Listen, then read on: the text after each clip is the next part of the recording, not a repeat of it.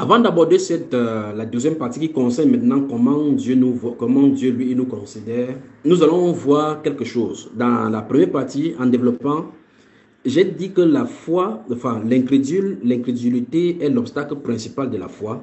Et cette incrédulité-ci a trois piliers sur lesquels il s'exerce. Si on prend seulement les trois piliers montés dans les Écritures, c'est plein dans les Saintes Écritures. Il y a un, la peur, deux, comment je vais dire ça, le doute, et trois, le raisonnement. Le raisonnement, très bien. Donc, partageons un peu là-dessus pour voir de quoi il est question. Donc, la peur. Regardez bien, j'ai cité des passages. Il faut vraiment que, parce que si on ne touche pas ça, ça ne sera pas complet dans cette première partie-là. Dans la première partie, j'ai dit effectivement, je le dis encore, j'ai dit que la peur, le doute a des choses. Je vais dire ça, il faut que je dise ça simplement pour que vous compreniez. Ça doit être vraiment simple. Pour savoir que vous avez le doute en vous, ou encore le doute qui est en vous est alimenté avec trois canaux. Les trois canaux sont la peur. 1. 2. Le raisonnement. 3. Quoi? La peur, le doute, le raisonnement. Voilà les trois qui permettent si un seul est avec toi, c'est suffisant pour que l'incrédulité te pêche. Et quand l'incrédulité est en toi, pour enlever, on va voir ça avec la solution. Si vous lisez le livre de 2 Rois chapitre 7, l'histoire dans 2 Rois chapitre 7, ça commence depuis le chapitre 6. Les Assyriens, les Juifs seront encerclés au point où ils seront pressés et on va entourer Jérusalem au point où la porte, il n'y a rien à manger. Et puis au chapitre 7, dans le livre de 2 Rois, le prophète Élisée va dire que demain à cette heure-ci, vous aurez 2 mesures de bleu et vous allez avoir de la nourriture. Le serviteur du roi sur qui le roi appuyait a dit si l'Éternel ouvre les fenêtres, c'est pareil, chose arrivera. Pourquoi? Parce que les circonstances expliquaient pour lui qu'il n'y a pas de possibilité. Il regardait de ses yeux et du haut de son statut, il regardait tout autour, il ne voyait pas d'où le secours pouvait venir. Il disait que nous sommes enfermés. Comment il y aurait dans la porte de cette ville-ci les ventes de ces farines-là et ainsi de suite, on aura toutes ces choses-là pesées, alors que ça fait des mois et des mois où nous sommes en état d'arrestation et en état de siège. Cet homme-ci, dès qu'il a dit ça, le prophète de Dieu s'est tourné vers lui, il dit, tu le verras, mais tu n'en mangeras pas. Suivons maintenant ce monsieur. Élisée se trouve en train de donner la promesse de Dieu et la parole de Dieu pour donner solution à quelque chose qui se passe au milieu du peuple. Lui, il proclame quelque chose qui est contraire. En fait, qu'est-ce que cet homme-ci fait? Il a commencé par le raisonnement. Si l'Éternel ouvre le ciel, les fenêtres au ciel, pareille chose arriverait. C'est quoi le raisonnement? La question qu'il a de poser, c'est que ça va passer par où pour arriver? Le raisonnement. Il a commencé à raisonner et il a mis en doute la promesse de Dieu. La promesse de Dieu ne se raisonne pas. On croit et on dit Amen. Si vous raisonnez la promesse de Dieu, à cet instant, il y a une sanction d'ordre spirituel. Souvenez-vous de Zacharie, quand l'ange est venu lui poser des questions, en lui donnant la promesse qu'il devait avoir l'enfant, il a dit comment est-ce que c'est possible? C'est possible comment alors que je suis vieille, Élisabeth est ici. Pourtant, il avait adressé la sujet de prier à Dieu pour avoir d'enfant. L'ange lui a dit ok, c'est bon. Tu ne dois pas parler jusqu'à ce que l'enfant naisse. C'est la sanction que l'ange a décidé de lui donner. Il peut lui décider qu'il ne doit pas bouger. Il devait rester là-bas jusqu'à la naissance de l'enfant. Alors, cet homme-ci, dans le livre des 2 Rois, chapitre 7, et que, si vous prenez le livre des 2 Rois, lisez depuis le chapitre 6, plus que ce que vous voyez cet effet, cet homme-ci a raisonné la parole de Dieu grave devant un serviteur du Seigneur. Parce que tous, même le serviteur du Seigneur, était dans cette angoisse-là, alors que Jérusalem était barricadé.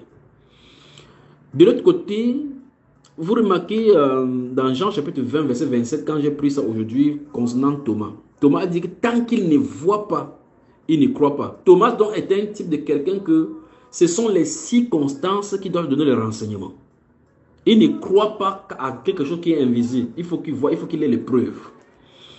Dans Jean chapitre 14, il va encore dire à Jésus que montre-nous le Père et cela nous suffit. Donc si tu ne montres pas le Père, il faut que tu nous démontres lui il est. Or, dans ces Jean chapitre 20, verset 27, la Bible dit que quand Thomas a vu, Jésus lui a dit, heureux ceux qui croient sans voir. Il a dit, mon Seigneur et mon Dieu. Il dit, maintenant tu crois. Or, Thomas est le symbole des gens que tant qu'ils ne voient pas de manifestation, eux, ils ne sont pas sujets de croire. Donc, ils doivent croire ce qu'ils voient. Si ce n'est pas scientifique, ce sont des cartésiens.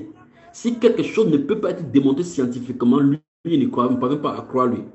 Si vous êtes de ces catégories, vous avez des problèmes devant le Seigneur. Regardez, le mot d'ordre ce soir, c'est croire simplement. Simplement. Donc, il va falloir que chaque personne descende de son piédestal et reste au niveau de l'enfant, des enfants, pour croire simplement la parole. Même si les gens disent, les philosophes ont dit, tel grand connaisseur a dit, tel docteur a démontré telle ou telle chose, toi, crois simplement. Crois simplement. Dans Nombre chapitre 14, j'ai parlé des 12 espions qui sont allés voir. Les 10 autres ont dit en donnant à l'assemblée qu'on ne peut pas vaincre les gens qui sont là-bas. Parce que la qualité qu'on a vue là, ils étaient à notre hauteur. Nous étions devant eux comme des fourmis. Donc si on part derrière, ils vont seulement nous piétiner. Et on aura la victoire, ils auront la victoire. Nous ne pourrons pas prendre la terre promise. Donc, l'obstacle a fait de telle sorte que ceux-ci ont jeté la peur. Ils ont eu peur pour avancer. Et la peur pour avancer nous empêche d'entrer dans la promesse de Dieu. Vous ne pouvez pas avoir peur. Vous ne devrez pas avoir peur. Jésus a réglé le problème en disant dans Jean chapitre 14, verset 1, que votre cœur ne se trouble point. Que votre cœur ne se trouble point. Maintenant, à ces 3 démonstrations que j'ai prises dans les Écritures, il y en a plein. 1, la peur. 2, le raisonnement. 3, tu vois, je suis en train d'attendre que quelqu'un dit, je me suis dit peut-être que je suis avec quelqu'un. 1, la peur. 2, le raisonnement. Et puis 3, personne ne répond.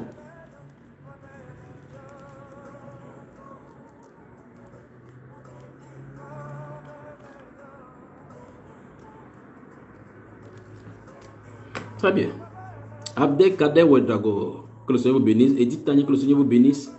Et Yannick Tani, que le Seigneur vous bénisse. Très bien. Donc, ça veut dire que vous me suivez bien ce soir.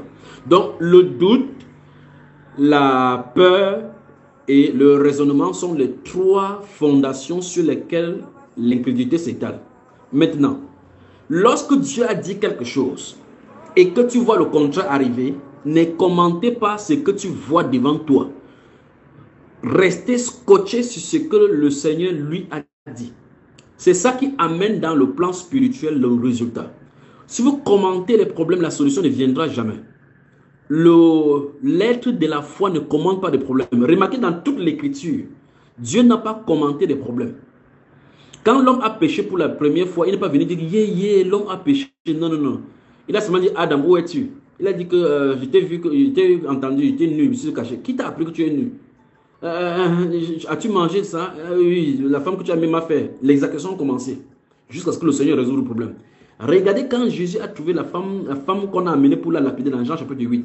La femme avait effectivement commis l'adultère. Mais Jésus n'a pas commenté son adultère.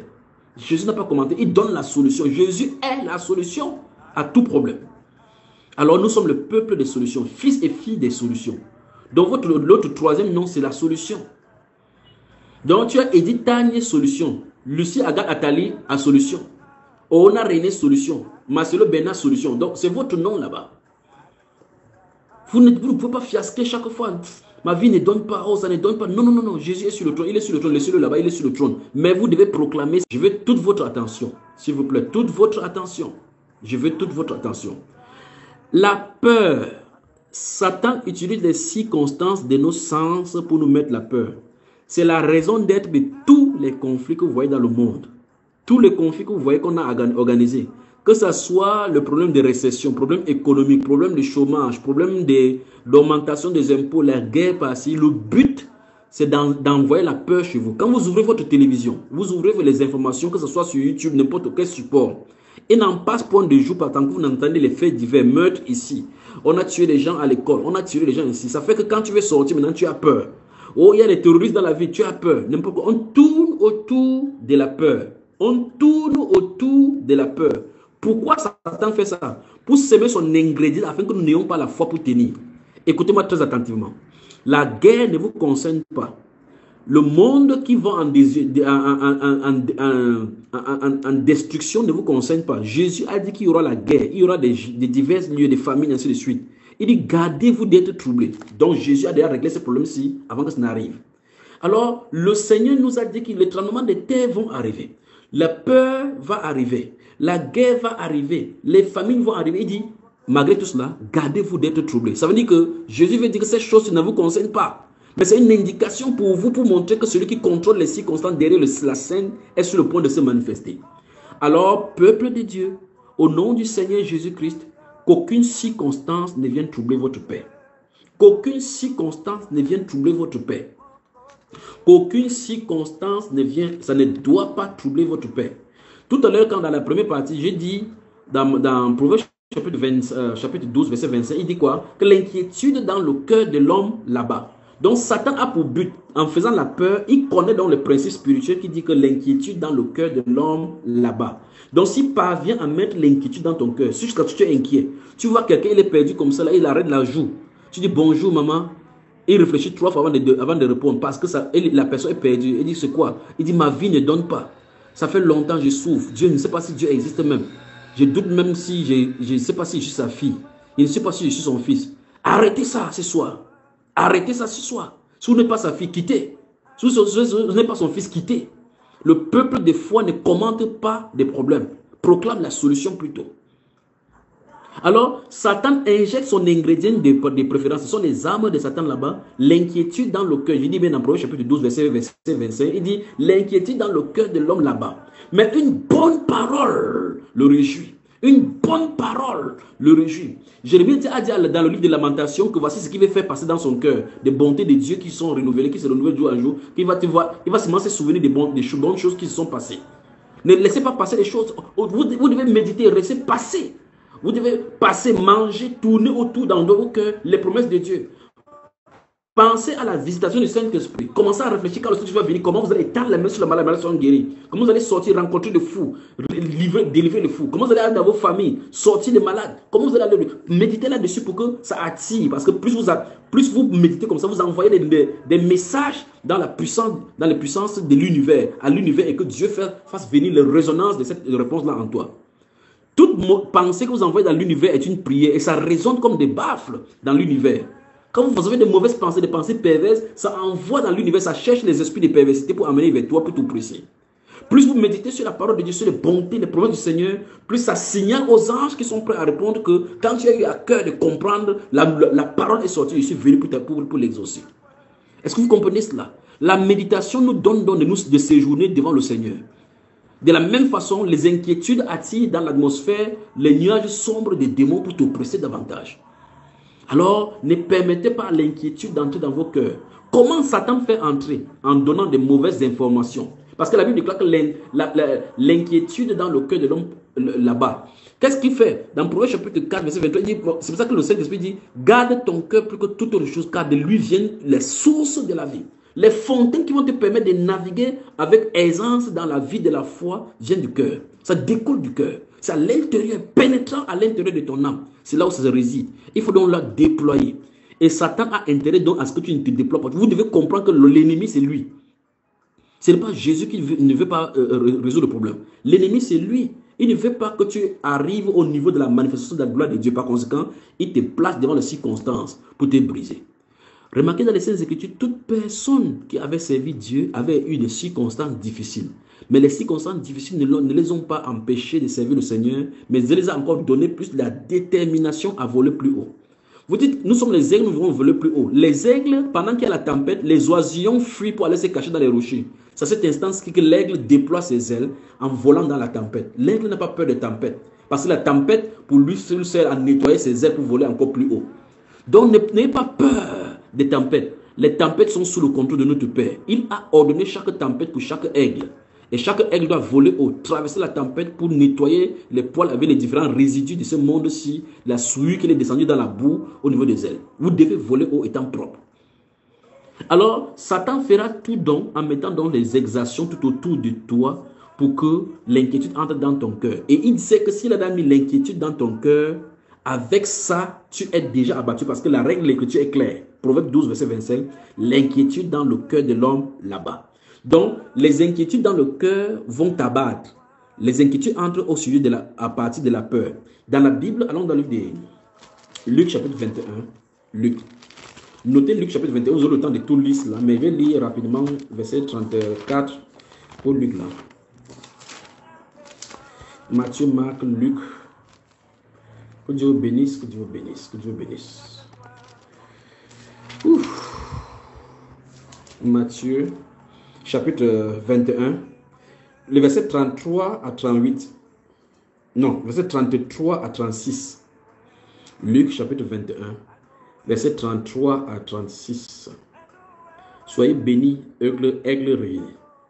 Soyez bénis autour de cette nourriture. J'espère que vous digérez bien et que ça ne doit pas vous étouffer. Luc chapitre 21, verset 33 à 36. La Bible déclare: le ciel et la terre passeront, mais mes paroles ne passeront pas. Vous voyez ça? Vous voyez? Les grandes promesses. Donc, d'abord, avant que n'importe quoi arrive, il faut toujours te dire que si Jésus a dit quelque chose, ça ne peut pas passer sans s'accomplir. Qu'est-ce que Jésus a dit en t'appelant? Et on va voir ça dans la deuxième partie quand nous allons toucher. Souvenez-vous, je suis encore la première partie, je suis en train de finir la première partie. Il faut de vouloir faire une petite finition avec la première partie, on aille dans la deuxième partie. Donc, le Seigneur Jésus dit dans ce livre, dans ce verset 33, que le ciel et la terre passeront, mais mes paroles ne passeront pas. Donc, ce que Jésus a dit, ça doit s'accomplir.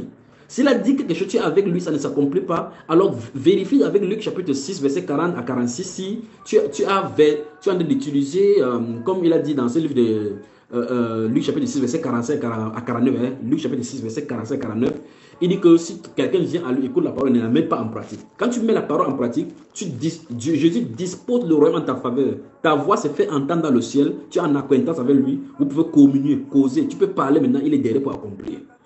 Mais tu ne peux pas écouter Jésus, tu peux pas jouer ta vie et tu penses que quand tu seras dans la détresse, tu vas crier, il va venir. Non, non. La Bible déclare que les yeux de l'Éternel parcourent toute la terre pour voir tout ce dont le cœur est tout entier à lui. Ton cœur n'est pas entier à lui, ça suppose qu'il y a une partie du voile en toi. Il faut que ce soit déchiré. Dieu n'est pas en acquaintance avec les adultères. Il faut se repentir et revenir à l'ordre. Alors, dans ce verset 33, il dit: le ciel et la terre passeront, mais mes paroles ne passeront point. Puis, il dit, verset 34. Souvenez-vous de Hébreux chapitre 12, chapitre 3, verset 12, où on avait commencé par prenez garde. Il dit: prenez garde à vous-même des peurs. Gardez-vous à l'esprit. Si vous avez dans votre version, si vous avez crainte, comme dans lui, c'est ce que j'ai ici, mettez peur. Des peurs que vos cœurs ne s'appesantissent par des excès de manger et du boire et par les soucis de la vie, et que ces jours ne viennent sur vous à l'improviste. Car il viendra comme un filet sur tous ceux qui habitent sur la face de la terre.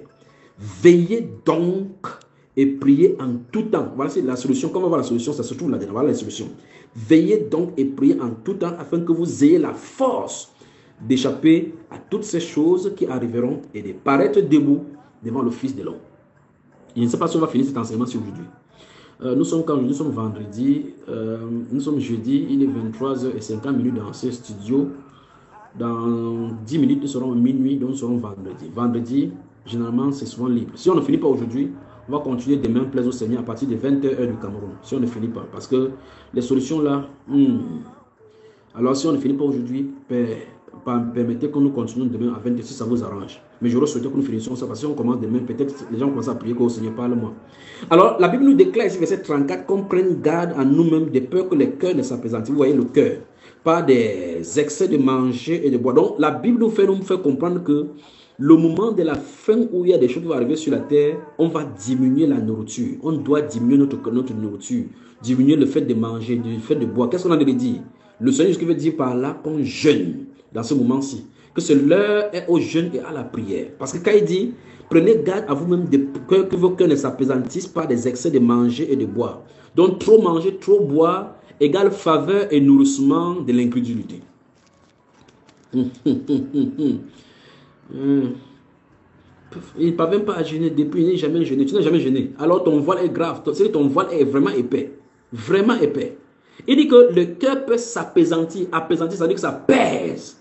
Ça pèse. Un cœur qui pèse, qu'est-ce que là? Les larmes. Qu'est-ce que des lourdeurs. Qu'est-ce que entendre? Quand c'est opaque, ça ne peut pas entendre la voix de Dieu. Ça ne peut pas suivre la voix de Dieu. Mais qu'est-ce que Jésus a dit ici? Que les excès de manger et de boire vont être les handicaps pour votre cœur, pour recevoir quelque chose. Et par conséquent, ça favorise l'incrédulité. Il dit que pas des excès de manger et du bois et pas des soucis de la vie et que le jour vient vous surprendre à l'improviste. Donc le Seigneur Jésus nous dit que l'incrédulité est nourrie par les excès de manger et de boire, par des soucis de la vie. Donc si tu mets ton corps, ton âme, ton esprit et ton espérance dans les choses de cette vie, ça va te créer des soucis. Je vais me marier. Seigneur, je suis bien vieux. Je vais me marier. Voici ma vie ne dose pas. Et les inquiétudes entrent. Seigneur, qu'est-ce qui ne va pas? Je devais faire telle chose. J'ai fait les examens, j'ai échoué. L'incrédulité entre. Vous voyez cela?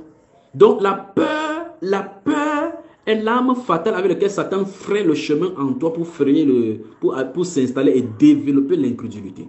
Vous devez fermer ça aujourd'hui. Quelle est la solution ici? Jésus donne la solution en bas, verset 36. Veillez, donc surveillez. Veillez donc et priez en tout temps. C'est la solution. Il n'y a pas de... Donc, dans le deuxième volet de la solution, c'est ça qu'on va toucher. On va toucher ça et déployer. Dans le verset 34, il a parlé que le manger et le boire est un problème.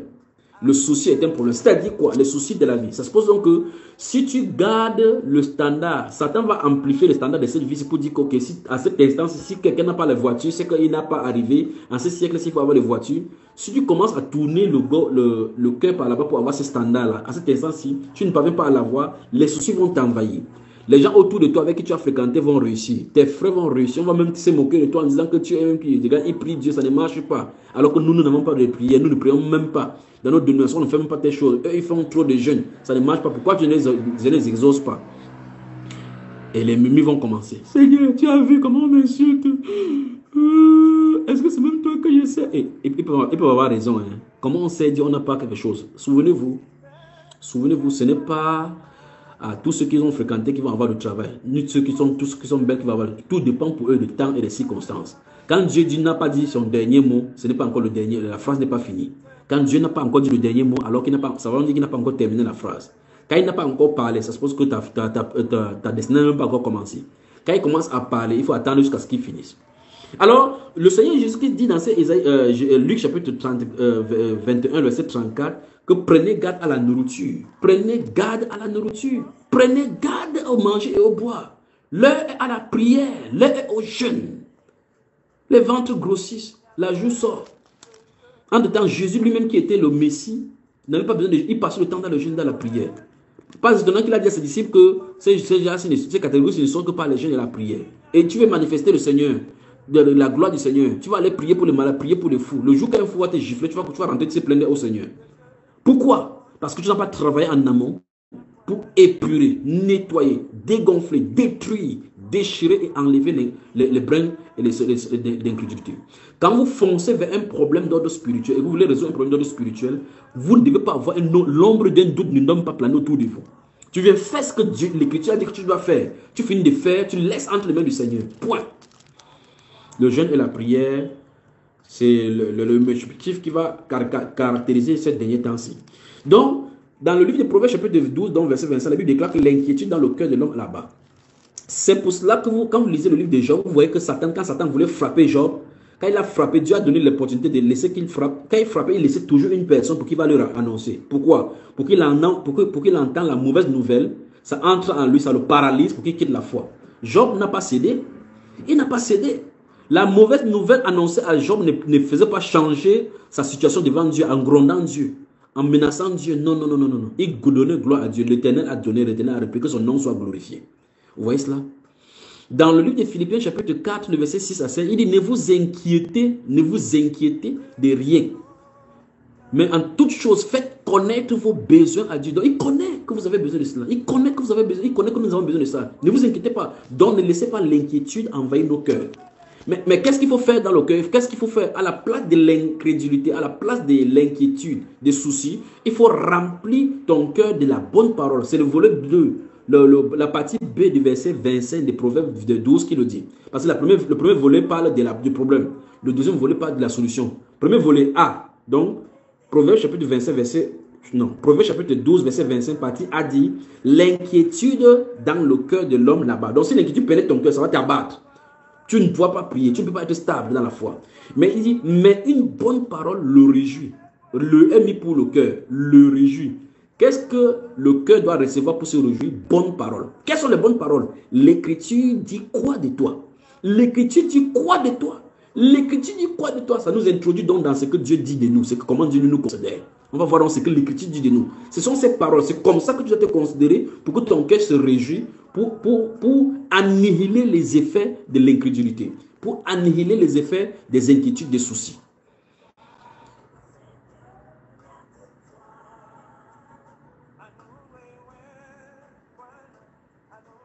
Que le Seigneur nous vienne en aide. Ésaïe chapitre 41. Ésaïe chapitre 41. On n'en finira pas s'il continue à développer ici aujourd'hui. Ésaïe chapitre 41. Il y a quelqu'un qui a dû m'entendre maintenant que c'est Ésaïe 41. Si Dieu t'a donné ça, il y a même 3 personnes que Dieu t'a donné. Tu as même écrit. Dans ton cahier, c'est écrit.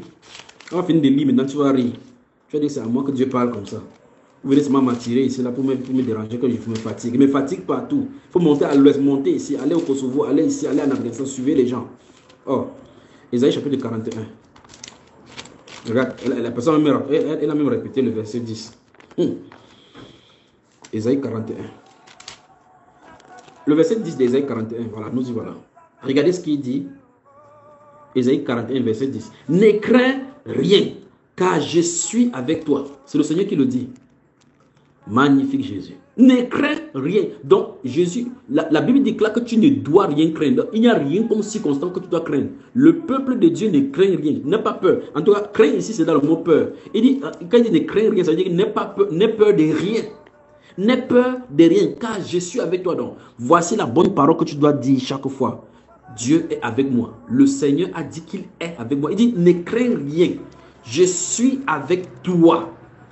Je suis avec toi. Ne promène pas les regards inquiets. Voilà ce que Dieu dit. Vous voyez, dans le Saint-Esprit nous a enseigné depuis l'Ancien Testament que si on fige les yeux vers les choses, des circonstances, ça va nous permettre de nous avoir les inquiétudes.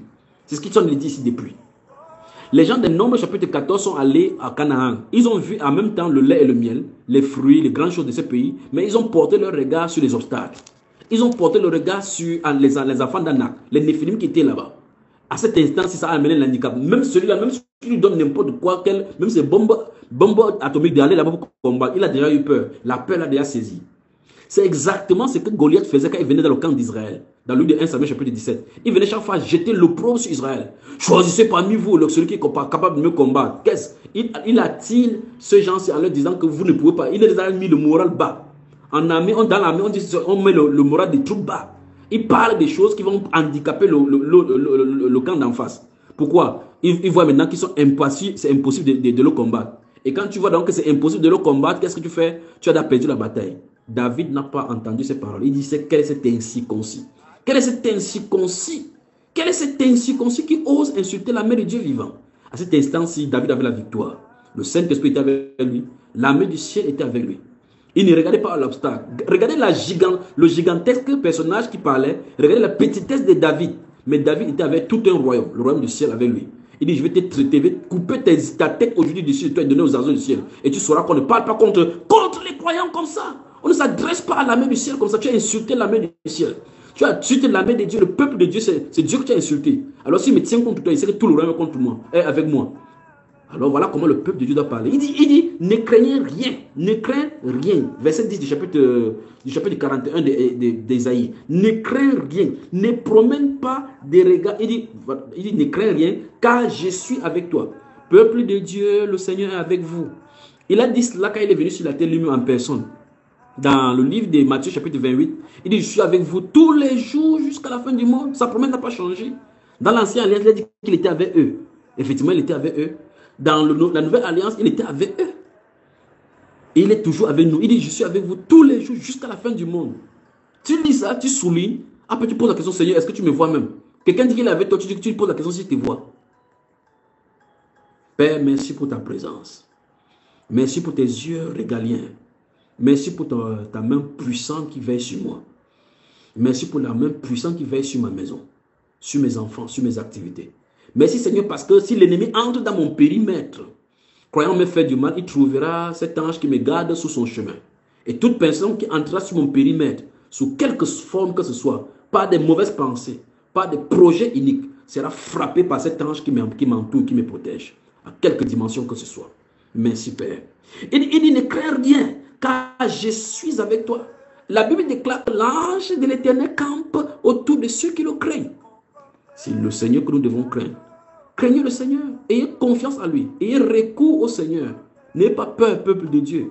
Vous êtes victorieux. Vous appartenez au peuple de la foi. Vous appartenez à la solution.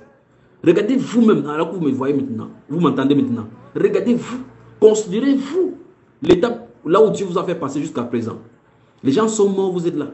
Les gens sont allés dans les fausses doctrines. Dieu ne les a pas encore enlevés. Mais toi, tu es là, tu entends la bonne nourriture. Tu sais que tu es sur le droit chemin. celui qui a commencé cette œuvre-là en toi, cette bonne œuvre la rendra parfaite. Ne craignez point. Ne craignez point. Il dit, ne promène pas les regards, ne promène pas des regards inquiets. Donc quand quelqu'un regarde un obstacle, l'inquiétude et du mal dans le cœur, ça commence à se nourrir. Ça commence à se nourrir. Mais le point c'est ceci, ne crains point, je suis avec toi. Alors n'importe quoi, tu dois habiller ton être avec ça. C'est avec ça que tu vas habiller. Le Seigneur, je sais que tu es là. Quand tu prends l'écriture, tu es seul en train de méditer quelque part. Sache que quelqu'un est à côté de toi. Sache que quelqu'un est à côté de toi. Ne crains point. Ne crains point. Dans ta maison, il est là. Où tu prépares, il est là. Tu voyages, il est là. Dans ton travail, il est là. Peuple de Dieu, le Seigneur est avec nous. Le Seigneur est avec nous. Ne craignez point. Le Seigneur dit qu'il est avec nous. Ne promène pas des regards inquiets. Je te fortifie, je viens à ton secours. Je te soutiens de ma droite triomphante. Et puis il dit, voici, ils seront confondus. Ils seront couverts de honte, tous ceux qui sont irrités contre toi. Ils seront réduits à rien, ils périront. Ceux qui disputent contre toi. Tu les chercheras et ne les trouveras plus. Ceux qui suscitaient des querelles et ils seront réduits à rien. Réduits à néant, ceux qui te faisaient la guerre. Car je suis l'Éternel ton Dieu. Qui te fortifie, qui fortifie ta droite. Qui te dit, ne crains rien. Je viens à ton secours. Ne crains rien, vermisseau de Jacob. Faible reste d'Israël. Je viens à ton secours, dit l'Éternel. Et le Saint d'Israël est ton sauveur. Vous entendez ça? Vous entendez ça? Continuez même la lecture jusqu'au verset 17. C'est terrible comme promesse. Merci Père pour ta présence dans ma vie. Merci Seigneur. Dans Jean 14, je l'ai cité au moins 4 fois d'ailleurs depuis aujourd'hui. Que votre cœur ne se trouble point. Croyez en Dieu et croyez en moi. Il y a plusieurs demeures dans la maison de mon Père. Si cela n'était pas, je vous le redis. Je m'en vais vous préparer une place. Et quand je m'en serai allé, que je vous aurai préparé une place, je reviendrai et que je vous prendrai avec moi afin que là où je suis, vous y soyez aussi. N'est-ce pas une grâce, une grande promesse?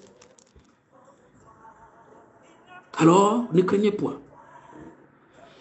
Ne crains point. Avec toi, dit le Seigneur. Ne crains point, écoutez. Celui qui t'a sauvé avec toi et personne, toute personne qui contestait contre toi tombera sous ton pouvoir. Personne ne te fera rien. Ne crains point. Chapitre 54, il y a d'Ésaïe toujours. C'est chapitre 54. Oula. Chapitre 54. Je vous ai dit que cette affaire-ci, j'espère qu'on va finir ça aujourd'hui. Petite chose comme ça, il n'y a rien. Je n'ai rien. Ma vie ne donne pas. Seigneur, ma vie ne donne pas parce que ton standard, tu as de regarder à l'extérieur. Quand tu regardes à l'extérieur, tu vois que les gens réussissent, les gens de ta génération réussissent. Toi, tu n'es rien. On te considère comme rien. Ce n'est pas le standard de cette terre-ci qui est le baromètre pour mesurer si tu as réussi ou pas. C'est ta relation avec le Seigneur. Que quelqu'un soit millionnaire ou autre, vous n'êtes pas nés ensemble. Tu peux être premier de la classe. Dieu veut que tu sois dernier dans cette vie-ci au niveau du matériel, mais plein dans la foi. Ouf. Père, donne-moi d'être à la position qui te sied, la position que tu as prévue pour moi depuis l'éternité, la position qui te plaît, ô Père. Glorieux Saint-Esprit, donne-moi de prendre position et de me remettre à toi afin que tu me places là où tu as destiné pour moi, car c'est toi qui connais ce qui est bien pour moi. C'est toi qui connais la place que tu as choisie pour moi. Place-moi à la place que je te réjouirai le cœur au Seigneur. Place ma soeur, mon frère, à la place qu'il lui faut, la place que tu lui as prévue depuis l'éternité, qui ne se trouve pas sur un sentier que tu ne lui avais pas promis. Au nom de Jésus. Pour Ésaïe chapitre 54, le verset 14. Écoutez ça, écoutez. Écoutez, verset 14. Tu seras affermi par la justice. Bannis l'inquiétude. Bannis l'inquiétude. Bannis l'inquiétude. Oh, écoutez-moi. Le Saint-Esprit dit que tu bannisses l'inquiétude. Donc, bannir, ça veut dire que barrer, annuler.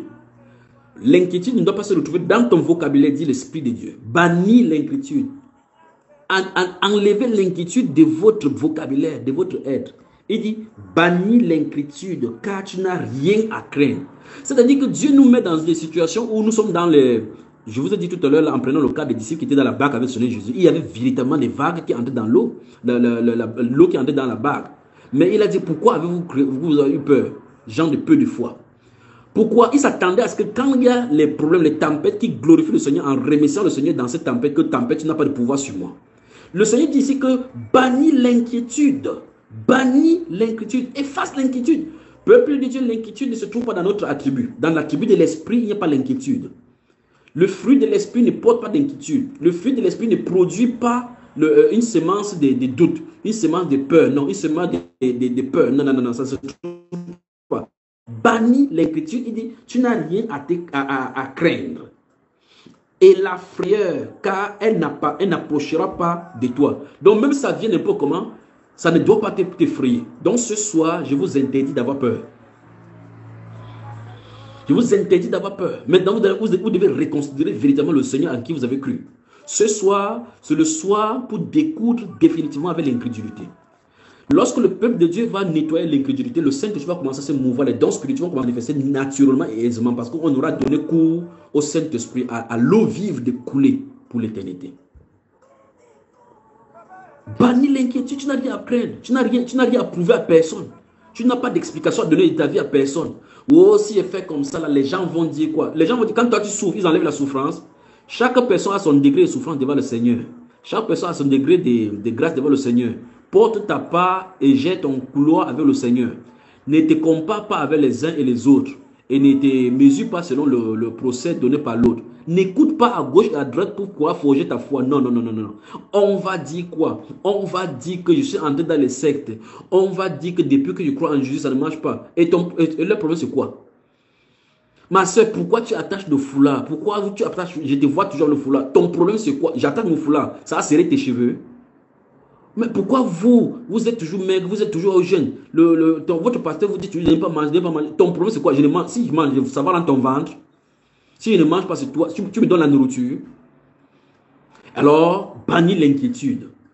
Il faut bloquer ces gens-ci pour que les gens ne viennent plus bavarder les bêtises comme les annonciateurs, les évangélistes de Satan que Satan a envoyé pour aller dire à Job les mauvaises nouvelles.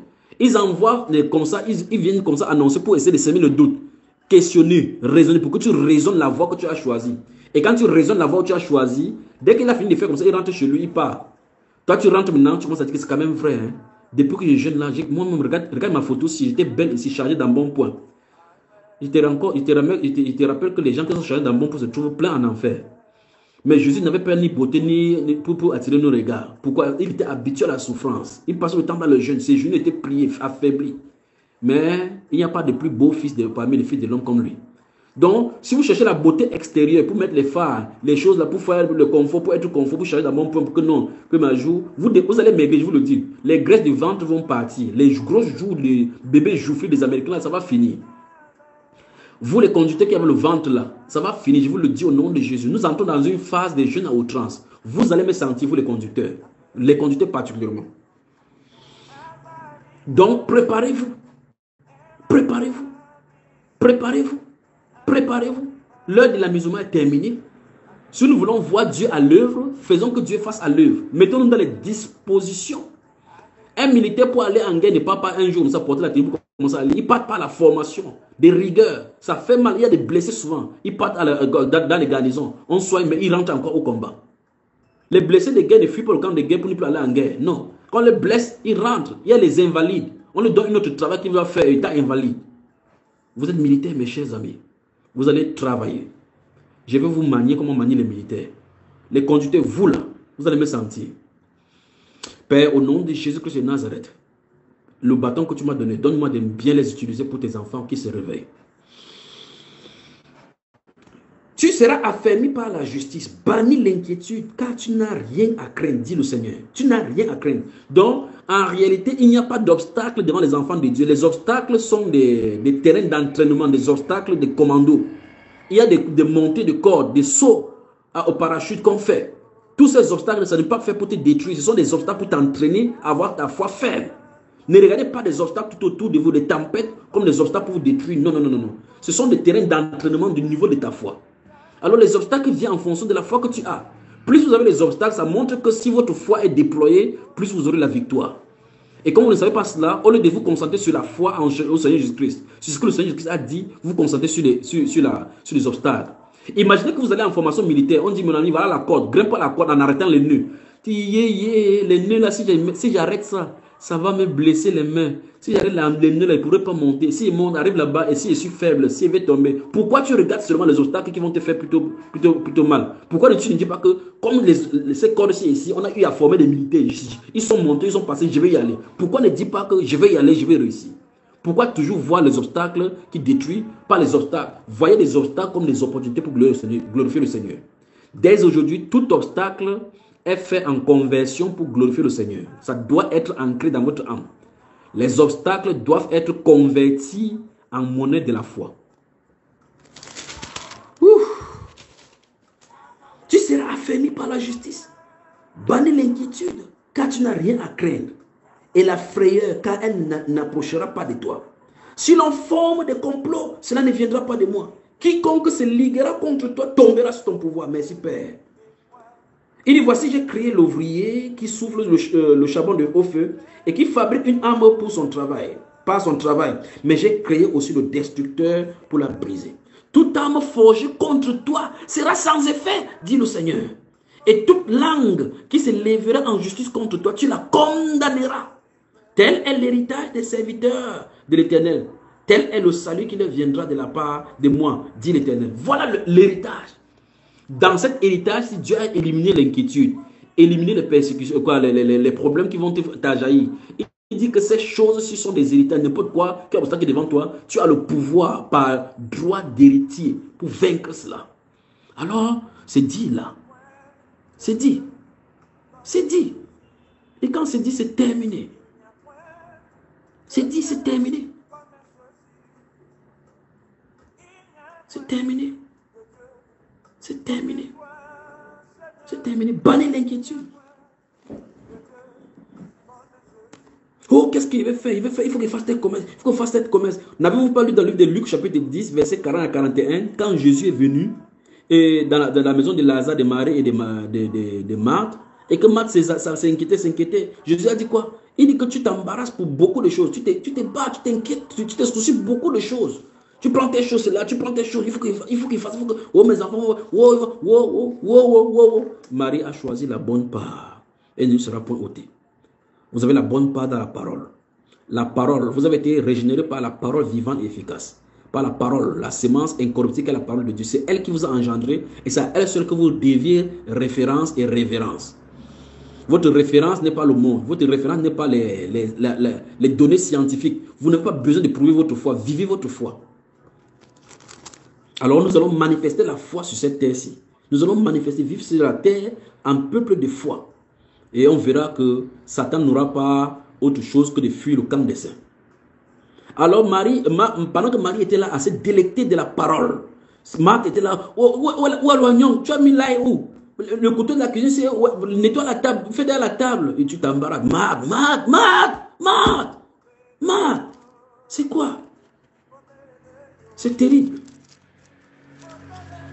Luc chapitre 12. Luc chapitre 12. Luc, le chapitre 12. Nous sommes toujours là. Nous sommes en train de vous montrer les sources de ces choses. Les sources de ces choses. Comment il fait entrer le doute. Dieu va donner la promesse. Satan va mettre quelque chose contre cette promesse. Et généralement, l'être humain choisit toujours d'accepter ce que Satan a dit par rapport à ce que Dieu a dit. Luc chapitre 12. Le verset 11. Qu'est-ce que le verset 11 dit? Le verset 11 dit, quand on vous mènera devant les synagogues, les magistrats et les autorités, ne vous inquiétez pas de la manière dont vous vous défendrez, ni de ce que vous direz. Vous voyez cela? Ça dit que même la persécution, quand on peut vouloir être enfermé, l'inquiétude peut venir à ce moment-là. Donc Satan va utiliser les arrestations pour nous pousser aux inquiétudes.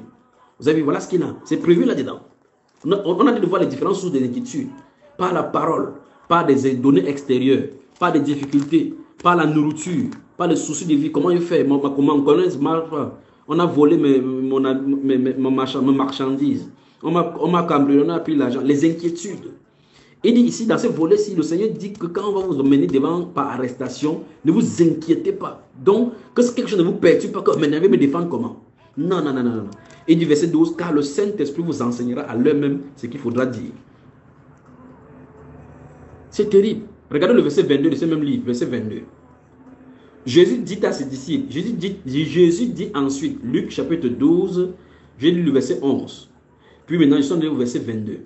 Jésus dit ensuite à ses disciples, c'est pourquoi je vous dis, ne vous inquiétez pas pour votre vie, de ce que vous mangerez, ni pour votre corps, de quoi vous serez vêtus.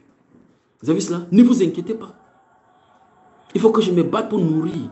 Le Seigneur a dit qu'on se bat, qu'on cherche que l'homme vivra par la sueur de son front. Mais ne t'inquiète pas. Ne te soucie pas du lendemain, il va dire ça ici. Continuons la lecture maintenant pour commencer. Verset 23. La vie est plus que la nourriture et le corps plus que le vêtement. Considérez, analysez, regardez, observez les corbeaux. Ils ne sèment ni ne moissonnent. Ils n'ont ni cellier ni grenier. Et Dieu les nourrit. Donc Dieu s'occupe des oiseaux alors qu'ils n'ont pas préparé. Chaque jour, les oiseaux mangent avant de dormir. Dieu les nourrit. Combien ne valez-vous pas plus que les oiseaux? Qui de vous, par les inquiétudes, verset 25, peut ajouter une coudée à la durée de sa vie? Oui. Si vous êtes à l'hôpital, couché dans le lit d'hôpital, on vous dit, le docteur vient de dire, vous n'avez pas une semaine pour vivre. Tu peux prolonger ça?